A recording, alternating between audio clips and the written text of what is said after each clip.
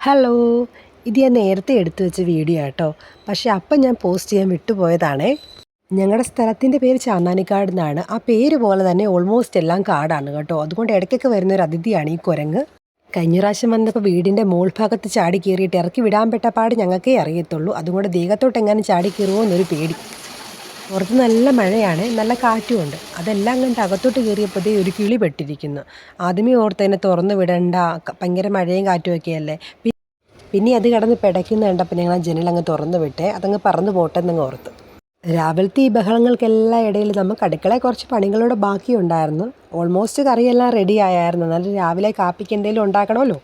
രാവിലെ ഇന്ന് നമുക്ക് ഇലയുടെയായിരുന്നേ. വാഴയിലയ്ക്കകത്ത് മാവെല്ലാം വെച്ച് ശർക്കരയും തേങ്ങായും ജീരകവും അതുപോലെ തന്നെ ഏലക്കയെല്ലാം പൊടിച്ചതിട്ട് ഫില്ല് ചെയ്ത് നമ്മൾ അടയുണ്ടാക്കി. ആമിക്ക് പിന്നെ രാവിലെ ഈ മധുരം വെച്ച ഐറ്റംസിനോടൊന്നും താല്പര്യമില്ല. അവൾക്ക് വല്ല പാലപ്പോ ഇടിയപ്പോ ഇഡലിയോ അങ്ങനെയൊക്കെയാണ് ഇഷ്ടം. അതിന് ഇതൊക്കെ ഒന്ന് കഴിപ്പിച്ചെടുക്കാനാണ് പാട്. അങ്ങനെ കുറച്ചൊക്കെ അവൾ കഴിച്ചു. പിന്നെ ഞാനും കഴിച്ച് ഞങ്ങൾ ജോലിക്ക് പോയി. ഇത്രയുള്ള വീഡിയോ അടുത്ത വീഡിയോ കാണാവേ. ടാറ്റാ.